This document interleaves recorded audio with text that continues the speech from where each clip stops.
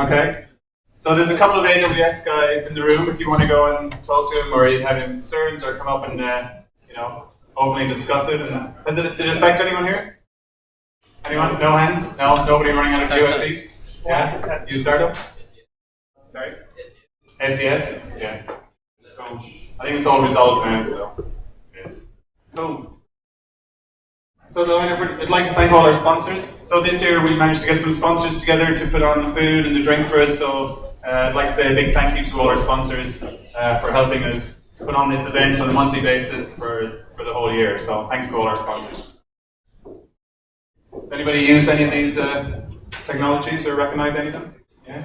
Oh, we got Telstra down there. Stand up. So next month, at this time, the summit is going to be on. So is everybody here signed up for the summit? Yeah, so all registered to go, got your times, your dates, picked all of your all of the sessions that you're going to go to. So it's a busy couple of days, but get in there, get involved, and enjoy it. It's a good event. So that's on April 5th and 6th, so there'll be no AWS user group this month. So if I get a text next month saying, I'm here with Blue Chili, where are you? I will just say, ciao. So you've all been warned, right? Cool. So our layout for this evening, introductions, then we're going to have a lightning talk from David, who's going to review a few new services from AWS that have been out in the last month or so. Then we're going to have Peter Gordon from Sophos giving us a talk around security. And then after that, we're going to have networking with some beers, pizza. Everybody do some networking, chat to everybody, find out what everyone's doing. And then we're going to go in for Elise from Cloud Health Technology, who's going to be giving us a talk on optimizations and governance for cloud services. See how well I read that off the slide this time, Elise. And then some networking after that as well. So there is a giveaway at the end. So if you want to write down your name on your business card, put it in here. There's an echo dot and an echo without the dot. Yes? Yeah? Going up for grabs. So, cool. So we have some current positions to fill. Kev, where are you? Here, Kev over there. So if you're looking for solution architects, sales engineers, cloud engineers, then please go and speak to Kevin over here. He'll take your details and he can take it from there. That's a lovely picture of Kev as well. It's a bit blurry. I think that was intentional. Yeah, cool. So without further ado, I'll hand over to David, who's going to give us a lightning talk on some of the new services. Thanks, Daryl. Good evening, everyone. Time for a quick wrap-up of what's been happening in Amazon Web Services. We're going to talk about 5 topics. Amazon Chime, Lambda Edge, elastic volumes. We're going to talk more about instance generations, but I'm going to use this as an example, the i3, and IAM roles and what's changed there. So let's start with Amazon Chime. Amazon Chime is a unified communication service aimed at the enterprise market and also aimed at Skype, GoToMeeting, and all those. Now, I know you just come out, early reports say that it has improved audio, video, and user. What more would you want? So, Lambda Edge. Now, you know what Lambda is, and you know what the Edge is. So, you can now kick off Lambda functions from CloudFront. So, this is relatively new. Now, what you might want to use this for, you kick off Lambda to examine cookies, change URLs, do stuff like that, and you're doing testing. So, again, with all this stuff, have a look at the documentation. Some of the stuff's fairly new, so the documentation is sparse at the moment. I'll leave this one for last. We'll talk about IAM roles. As you know, a role is attached to an instance before you start your instance, and then you're stuck with it. Well, not anymore. So you can actually go in but you can only do this through the command line interface. So you get an instance profile, and now you attach that to a running instance, or detach and put another one on. The more astute here might say, why not just change the policies that are attached to the role, which you can do. Now, but what if your role is attached to several instances, and you don't want the other instance to have that change? Therefore, you can take the role off the one that you want, and you can put it back on again programmatically. So this is it's quite a nice feature. i3 has just been released. Probably not many of you using these. Very, very fast machine. Now, the reason I'm looking at these is to highlight instance generation, because you've got previous generations, like you've got your T1s or your N1s, and you've got your current. And if you look at the pricing and the performance on the current generation, you nearly always see an improvement. As an example, I've got a couple here. If you look at the new i3, extra large, costs 37 cents an hour. I think that's the pricing. The i2 extra large, $1.02. So that's the price. Now, admittedly, that is a fairly extreme example, but an M1 large is 23 cents an hour, and an M4 large is 13 cents an hour. So it's quite a bit of a saving there. There are other reasons too for updating your instance generations. Sometimes if it's too old, you might be stuck with an older version of SQL Server, the DB instances. And also if you're doing reserved instances, you want to make sure you've got the most recent. You're going to be looking 3 or 4 years ahead, so 3 years. And last but not least, we've now got elastic volumes, and this came out about 2 weeks ago. What this means is that you can resize and change the instance type, the volume type and the IOPS on the fly. You don't have to shut the machine down. It just works. There are a few restrictions, so you can increase, you can't decrease. I tested this morning and you can't go back. Even if you started off, say, on 100 and went up to 120, you can't go back to 100. Also, and this is another good reason for having your latest the instance generation, that this will only work with the latest generation. You couldn't do this with N1. So, but what a great feature to have. You could have a CloudWatch alarm, and if this space got too full, you could send down an SMS and increase the disk space so the machine wouldn't shut down. And now, for anyone here who's doing the certification, can you do the out of the box with CloudWatch?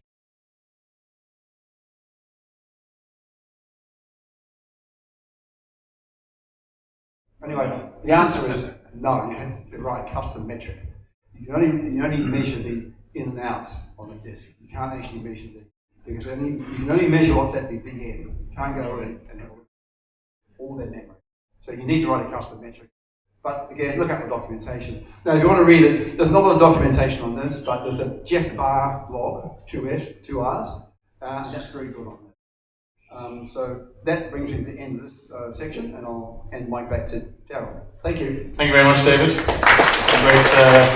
Some great tips and tricks there. So thank you for that.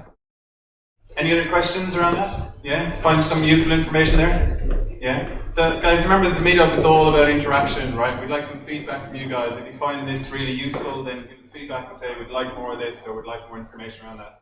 So all feedback helps us to improve, and we want to improve and make the meetup more agile as we go.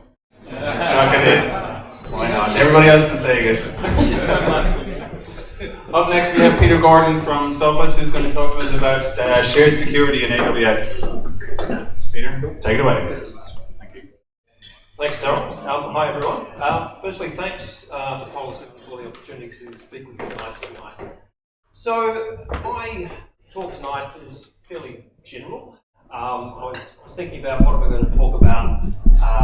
It's quite tricky, security in the cloud. So I thought, well, maybe I'll just keep it nice and get back. Plus, also touch on a topic that we're seeing a lot of at the moment, and that is ransomware and how that may potentially relate to the cloud. Okay. So, Sophos, obviously, I'll get to Sophos, but just a quick recap on the agenda. I want to go through the shared security model for you. Some of you probably know about this already, but for those of you who haven't heard about it or read up on the shared security model. I'll just do a quick recap on that. Take a look at some common threats, so it's kind of like a basic threat landscape discussion, the impacts and consequences of those threats. Again, it's going to be fairly general, but I will try and touch on where that actually can relate to. And that will lead on to a little bit more of a deep dive. Great, can you guys hear down the back? Yep, okay. How's that? Better? All right, cool. Sorry, good stuff. Yeah, so looking at the ransomware problem and how that may impact the cloud and AWS, and then finally just revisiting the shared security model to look at what kind of controls do we need to put in place to help address our part as customers of Amazon of the shared security model. Okay, so a bit about Sophos. So, we are a security vendor. We've been in the 35 odd years, so we're certainly not newbies. We are a security competency partner. We've been working with Amazon for about 5 or 6 years. We first deployed a TM on the marketplace as a community AMI back in 2011. So we're not newcomers to the AWS space. And we've got a number of solutions that integrate with a variety of AWS services such as S3, CloudFormation. We can use CloudFormation for deployment, load balancing, SNS, and more. All right, so who's seen this diagram before? This is actually out of the AWS Best Practices Security Guide. So this is the official shared security model diagram. You may from time to time see slightly different versions of this, which basically people have taken that concept and made it slightly in their own fashion. So it kind of divides the model into two main parts. The first part at the line side, you may not be able to read it down the back, but you've basically essentially got the AWS layer. So that's where AWS take care of the security of the cloud itself. So they're providing really secure environments in which we deploy our workloads.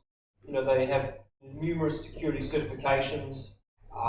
They basically, provide secure facilities. They do, checking, fairly full-on validation of employees and background checking and very tight security controls to get into the actual facilities themselves.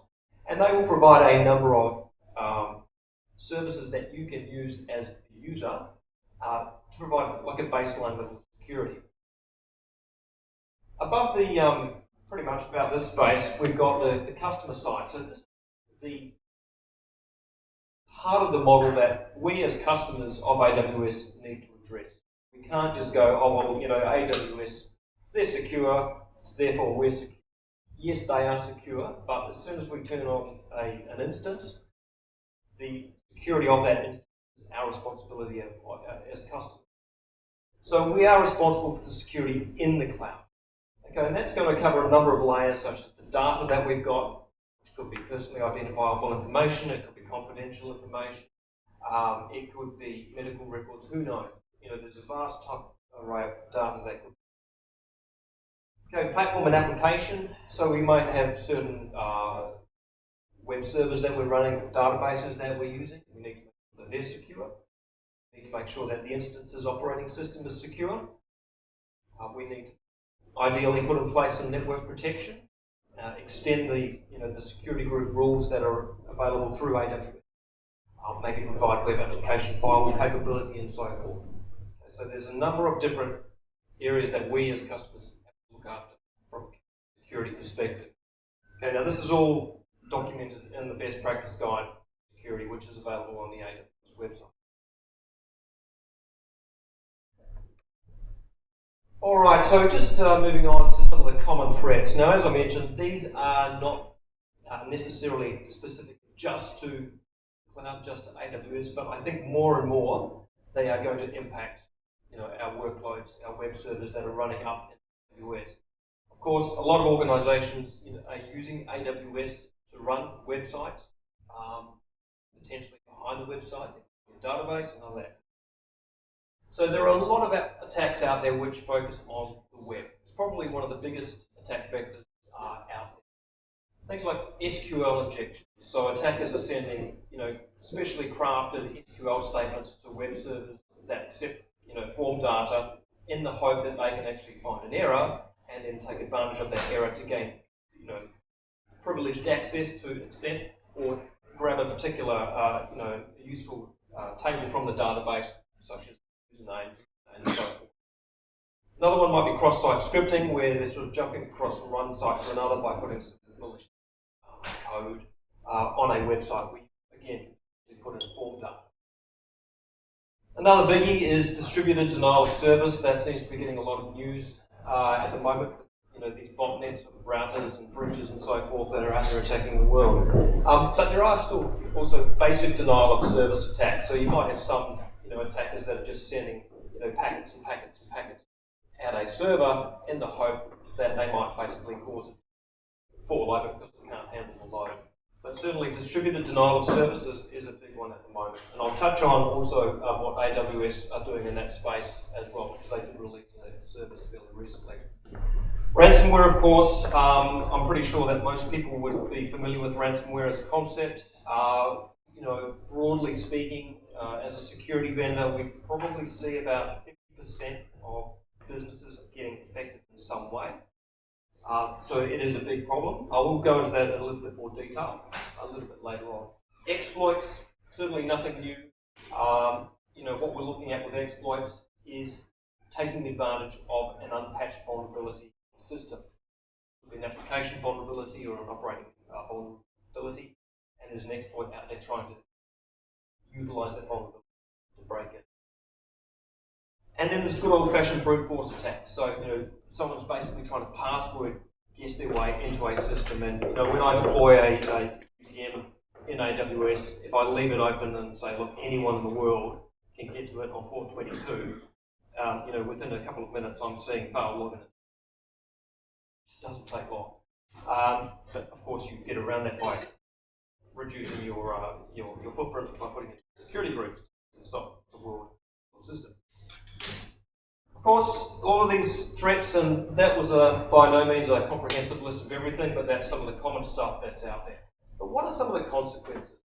Well, if we look back 10, 15 years or so in the good old days, it wasn't really a major problem. The financial aspect wasn't as big. There was a lot of activity just by people that wanted to do because they could, or they were doing bragging rights and so forth. But of course, over the past few years, it's become far more focused on money and cybercrime. So data breach is one of the big ones where an organisation could lose customer data, and we tend to see that happening fairly regularly in the news. It could be financial information, which could be potentially embarrassing for an organisation, or it could be confidential and interrupt some other trade relationship they may have. And of course, there's a bill that's been passed that hasn't come into effect yet. We've got about another 12 months, I think, before it is actually law, but there is now, or there is on the way, this mandatory disclosure. So if we as an organisation have breached, we have to disclose the fact that we've been breached. Now, there are some caveats to that. I think the turnover this has to be over $3 million. So not everyone's going to be affected, but these are still things that people need to be.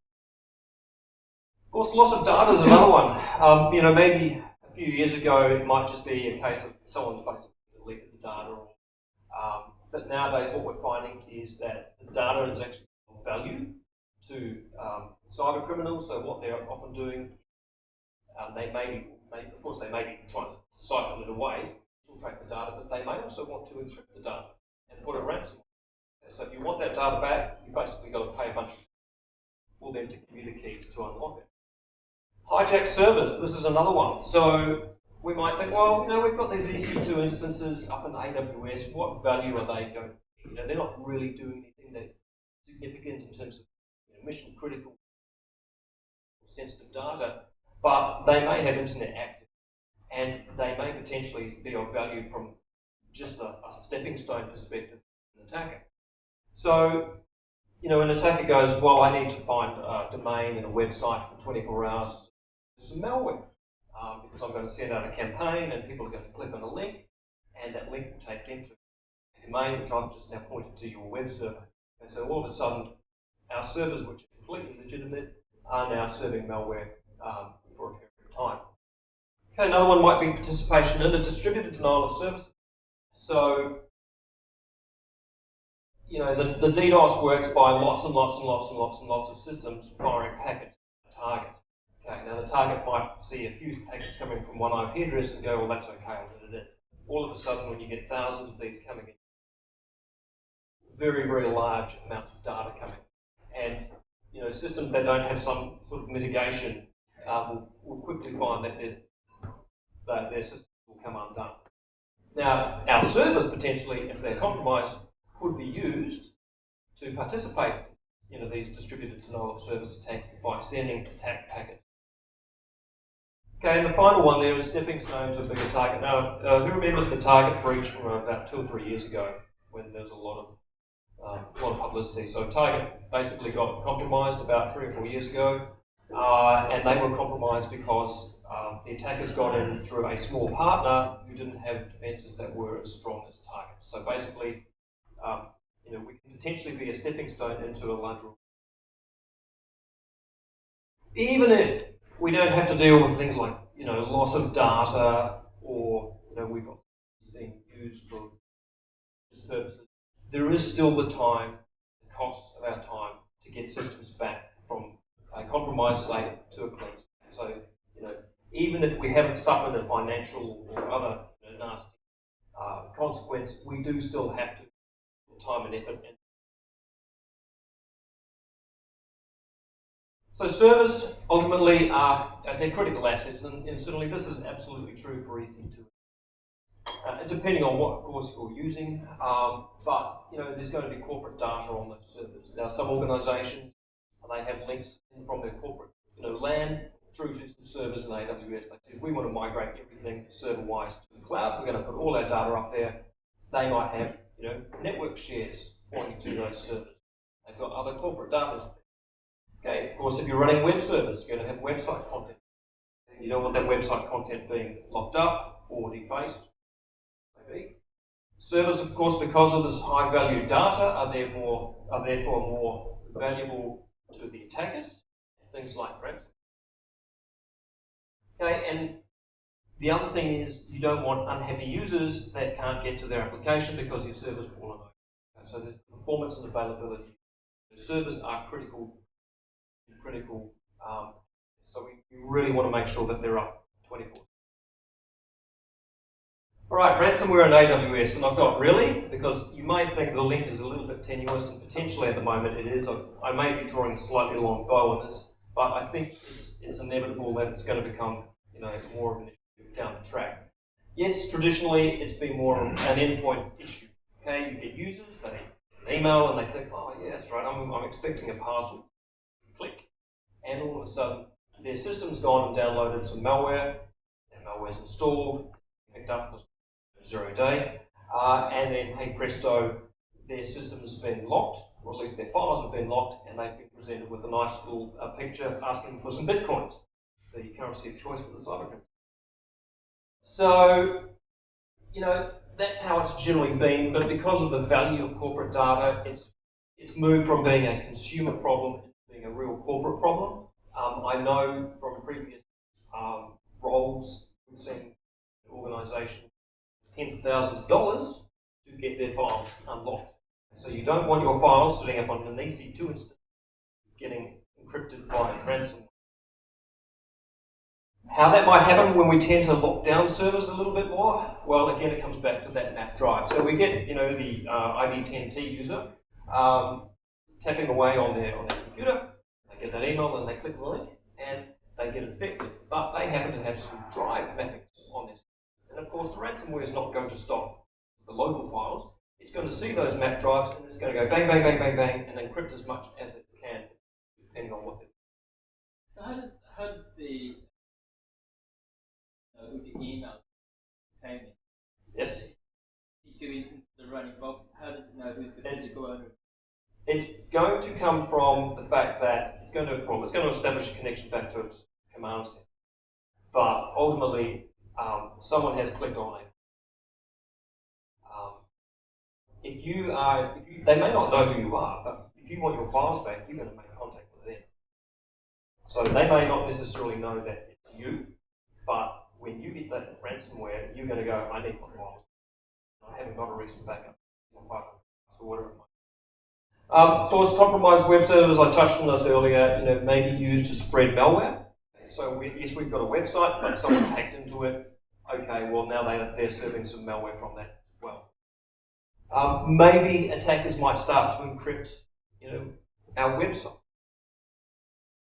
I've seen some reports on it. I don't think it's widespread yet, but who knows, it may become more of an issue. So, you're running a website, you've got your EC2 instances up there, they're running in their auto-scaling groups quite happily, but if your files get encrypted, then you're not going to be able to serve the content. And ransomware doesn't necessarily have to come through an email. And yes, that's been a very common delivery method, but it can also exploit kits where there's an exploit wrapped up with another piece of malware that essentially takes advantage of an unpatched vulnerability.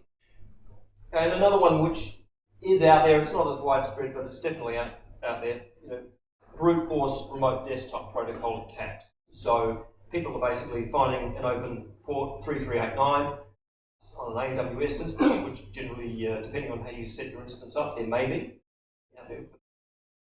I've seen it before. You've got an EC2 instance, it's got a public IP address, and it's got port 3389 open without any security groups. And that's not an AWS problem, it's the user's configuration.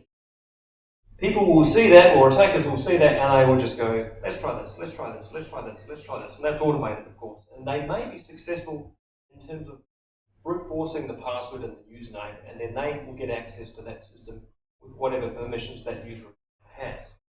So, one solution to that is use Linux. You don't need to worry about port 22. And as I was saying, when I do deploy a UTM, because it's Linux-based, port 22, I normally open it to see what comes through, and sure enough, there's stuff coming with it. Sorry, good point. I do tend to use acronyms. Unified Threat Manager. It's like a firewall with some extra stuff. But yeah, if I do use an acronym, please pull me up on it. Yeah, what's IE? It's an industry joke.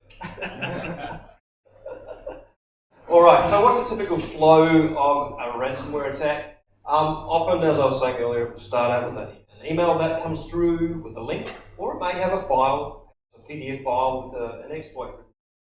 Okay, if the AV engine doesn't pick it up, because a lot of these are written to avoid detection, it installs, and then it will call home to a botnet or a command center, basically the mothership, to say, what do I do now? What about the keys? What do I need to encrypt it with? It will then encrypt what it's meant to encrypt. It could be the whole drive, or it could be your, your pictures folder, or whatever it might be. It may encrypt those shared drives that are mapped users' desktop. And then once they've done that, they'll basically say, right, here you go. Here's the place to go. Give us your bitcoins, or we're going to delete your files or the key permanently in 72 hours. And there is a chance that they will renege. So the best thing is to try and avoid that in the first place. Very basic flow, but that's typically how it happens.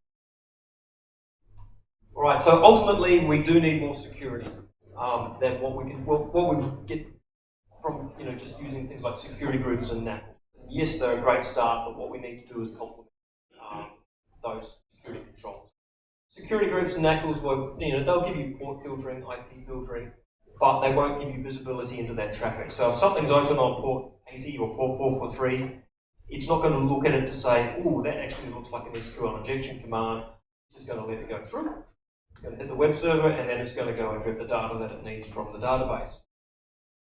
Of course, we're not providing any malware with security groups and so forth, which means there's also no ransomware protection. So that's where security vendors come in, providing a variety of different controls. You may have multiple security vendors providing the controls you require. Things like application control, application whitelisting, stopping applications from running unless it's been whitelisted or approved. A forward proxy to say, let's look at what our EC2 instances are trying to go to as websites. What websites are they trying to connect to, and say, well, actually, you can't go to that because that's actually not an appropriate site or it's a dangerous site. So forward proxy with actual web traffic outbound. Web application firewall, so that's something else that you want to put in place to look for those attacks that are coming through on port 80 and port 443. The reason I put an asterisk there is to mention the AWS AWS WAF. Of course, AWS do have the web application firewall, but you can also get third-party WAF as well. Stateful firewall and also intrusion prevention. So looking at the traffic coming in and out, but looking at the payload to say, are there any malicious packets coming through? Of course, anti-malware, good old AV, better traffic visibility, and so on. So there are a number of additional things that you can add on top of what you configure with security groups and also things like IA. Okay, so trying to map some controls back to the security model. Of course, I'm only going to concentrate on the above the dotted line for this because, as customers, we want to look at what we are responsible for. So working from the lower layer up, so network protection, server-side protection, and so forth. You want to put in place the AWS services, which allow you to provide higher levels of access control. Maybe utilize IAM, for example. Maybe use the encryption service, and also put in place the controls within the VPC, things like security groups, NACLs, and so forth. So they can really help to reduce the attack surface from a network perspective, and also encrypt the data. Okay, so we as customers are configuring AWS security features there. Moving up the level, next level, we're looking at the operating system. Okay, so how do we protect the operating system? Firstly, this is not a vendor-specific thing. It's just keep your OSs up to date, patch them, as often as you can. Maybe deploy a next-generation firewall, stateful inspection firewall, possibly a web application firewall, the forward proxy or outbound proxy to restrict access out to the internet, and also network intrusion prevention. So NIPS, network intrusion prevention, looking at the traffic coming in and saying, is it malicious in terms of are there some attack packets in there? I won't go into the specifics of it.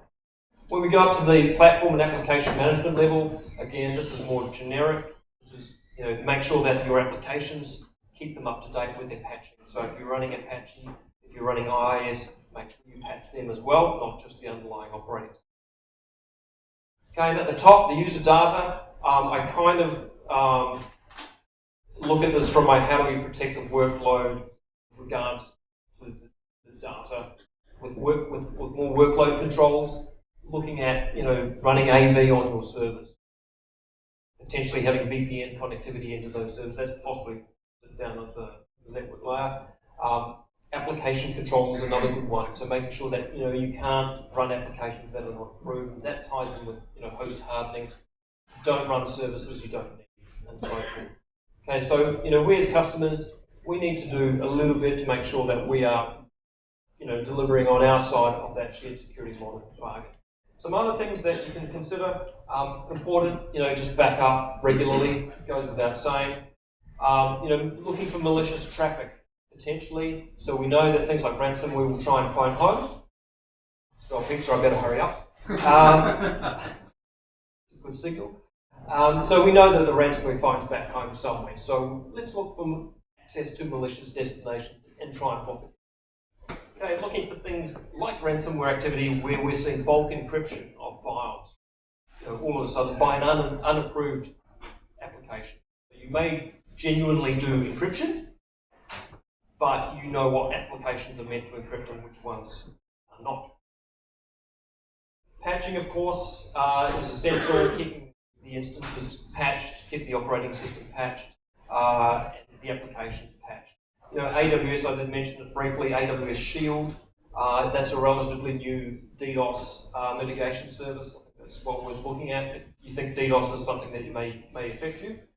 And then just the regular corporate security controls, email security coming in. Let's try and stop phishing emails a bit earlier. General web security, AV on the end, files and so forth. So we still want to maintain all those other regular corporate controls, but we need to try and relate similar controls up to the AWS space. And right down the bottom I put one which is very important, more of the human factor, and that's education of the staff, because often organisations are compromised because someone doesn't think. Basically, they think too late and they've already clicked on that link. Okay, so user education, basic user education about what is phishing, what's ransomware, what are some of the consequences to the business. And finally, just a bit about what we're doing in the AWS space. I mentioned at the start we have some solutions that tie into AWS services. The one that we've had for the longest is the UTM, Unified Threat Manager, which basically is a firewall plus stuff in a variety of different deployments. We've got server host protection, which integrates with AWS now. It's relatively new, and we do have a new phishing tool, should I say, a phishing education tool for users. Should be careful how I word that. All right, so with that, I thank you and hand you back to Daryl. Any questions?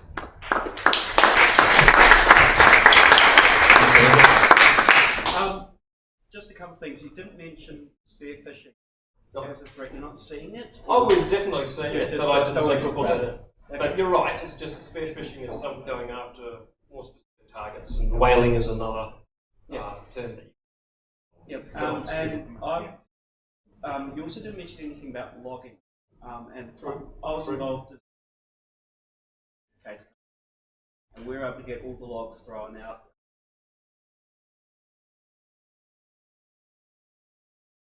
right. Bear that in mind. Yeah, that's a good point. And I guess with logging, you may want to also consider the logging tools, like some sort of security incident event management system where all the logs get sent to it. But you're right, things like chain of custody are critical. But yeah, good point. Logging was something that I thought about. Definitely worth considering.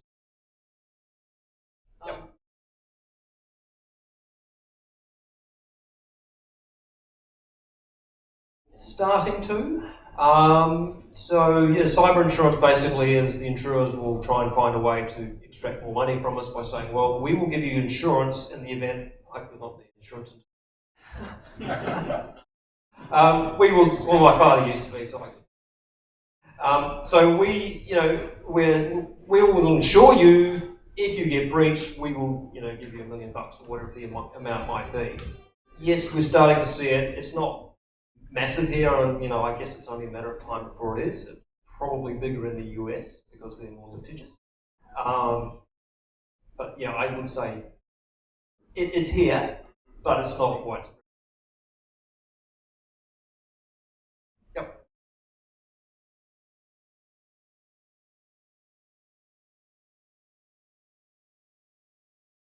Not yet. Well, not to my knowledge, but possible it could.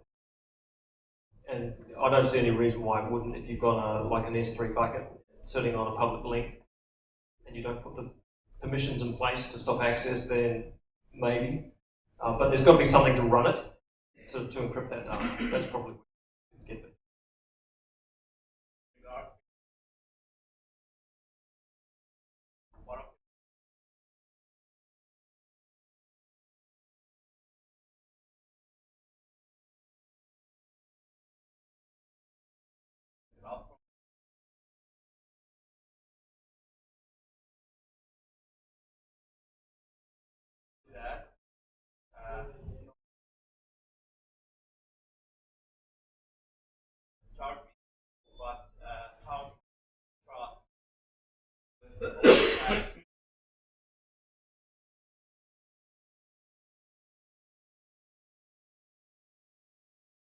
Sorry, I didn't quite catch the last part of that question. On the operating system patches. So I guess you can't rely entirely on that, but the idea is you reduce the number of possible ways in by saying, if we've got Windows 2012 and there's a whole bunch of vulnerabilities that come out, and maybe there's an exploit kit that focuses on one of those vulnerabilities to break in, then by patching, that vulnerability takes that hole away. But that's just one control. You've got to have layers of control, and even with full patching, you can still be hit by ransomware because you may run an application picked up by anything. Just goes.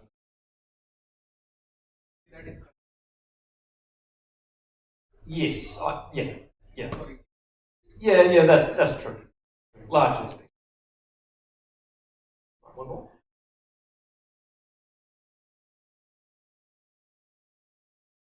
A learning mode?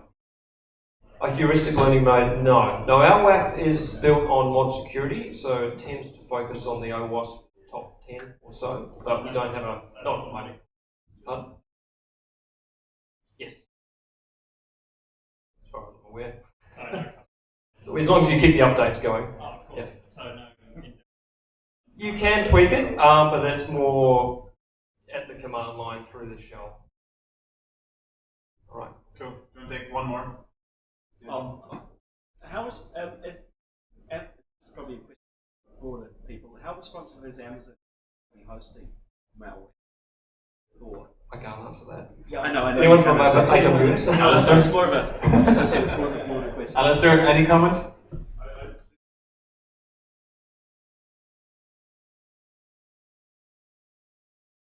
I can, yeah. Sorry.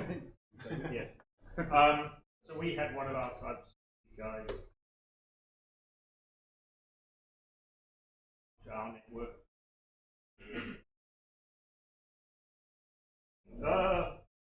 Some malicious activity. We had to go through a bit of a rigmarole with them and say, listen, you know, this.